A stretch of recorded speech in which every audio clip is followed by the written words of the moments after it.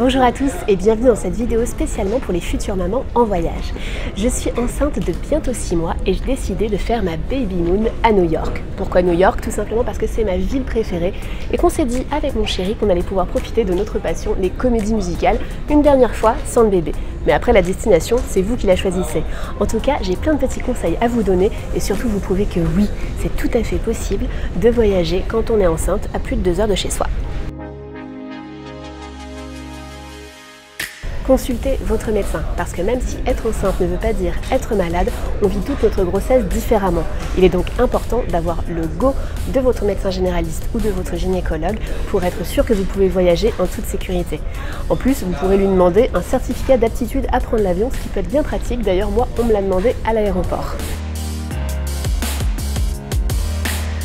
Le deuxième trimestre et plus particulièrement le 6e mois de votre grossesse est vraiment idéal. Vous avez retrouvé l'énergie, les petits tracas du début de grossesse sont loin derrière vous, vous ne vous sentez pas encore suffisamment énorme donc vous pouvez vous déplacer et vraiment en profiter à fond et surtout vous êtes encore apte à voyager car n'oubliez pas que certaines compagnies aériennes refusent l'accès aux femmes trop enceintes.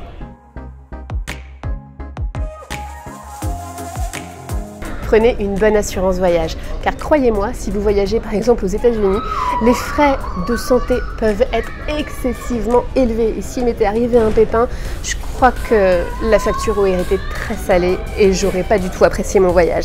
Du coup, au final, 126 € pour un couple avec Mondial Assistance, ça en vaut vraiment la peine et au final, voyager en toute sérénité, ça n'a pas de prix. Où partir? Alors ça, c'est vraiment un choix très personnel. Je sais que la majorité des couples vont préférer un petit coin tropical bien caliente pour leur baby moon. Et vous avez bien raison en fait. Mais faites très attention au pays que vous choisissez, renseignez-vous bien sur les risques de paludisme car les femmes enceintes ne peuvent pas être vaccinées. Renseignez-vous bien entendu aussi sur les pays à éviter à cause du virus Zika. Également, dans tous les pays où vous ne pourrez pas boire d'eau potable, évitez aussi les fruits et légumes parce que vous ne savez pas comment ils sont lavés. Pour ma part, j'ai choisi de partir en plein mois de décembre à New York. Autant vous dire qu'il faisait très froid et que je faisais en sorte de mettre plein de couches de vêtements pour être sûr que le bébé soit bien au chaud. Mais sachez aussi que le froid, ça provoque des petites douleurs pas très agréables chez les femmes enceintes, mais je ne vous dirai pas où.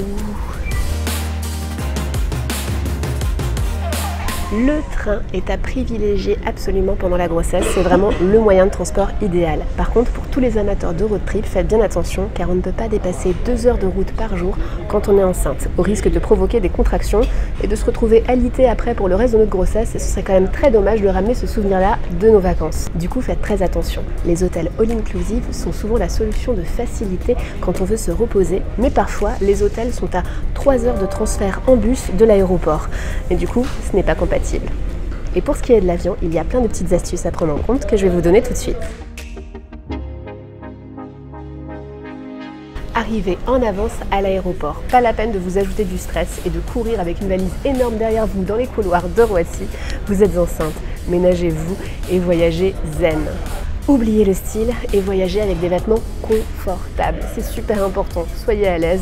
Un t-shirt dans lequel vous vous sentez bien, un leggings, des chaussures sans lacets parce que vous allez devoir enlever et remettre vos chaussures au contrôle de sécurité. Et avec un gros ventre, c'est pas toujours facile. Et surtout, n'oubliez pas, des collants de contention super sexy.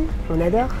Hydratez-vous. C'est de toute façon recommandé à tout le monde, mais c'est de plus en plus important au fur et à mesure de votre grossesse. Il est recommandé de boire 1 litre d'eau pour 5 heures de vol. Donc faites votre petit calcul mental, achetez 1 ou 2 grandes bouteilles d'eau avant l'embarquement et buvez, buvez, buvez. D'ailleurs à ce propos, n'hésitez pas à payer un petit supplément pour choisir votre siège et être proche de l'allée et proche des toilettes. Car oui, vous allez souvent aller aux toilettes. 7 fois pour ma part pendant le vol aller. J'adore être enceinte. Ah, et d'ailleurs, vous le ferez du coup en allant aux toilettes, mais n'hésitez pas à marcher le plus possible, si possible toutes les demi-heures pendant le vol, et étirez-vous autant que vous pouvez. Tant pis si on vous prend pour une folle, de toute façon, vous êtes enceinte, vous avez tous les droits. La bouffe dans les avions et moi, ça fait 2. Et j'imagine que vous aussi. Du coup, n'hésitez pas à vous munir d'encas sains pour votre voyage. Des fruits, des amandes, des petits biscuits pas trop sucrés. En tout cas, ne restez pas le ventre vide, c'est important. Une fois arrivé à destination, voici d'autres petits conseils. Que vous soyez à Copacabana ou dans le fond de l'Écosse, hydratez votre peau, c'est super important. N'oubliez jamais votre crème solaire parce que vous n'avez pas envie de vous retrouver avec le fameux masque de grossesse. Oh ça non! Quelle que soit votre destination et votre style de vacances, ralentissez votre rythme.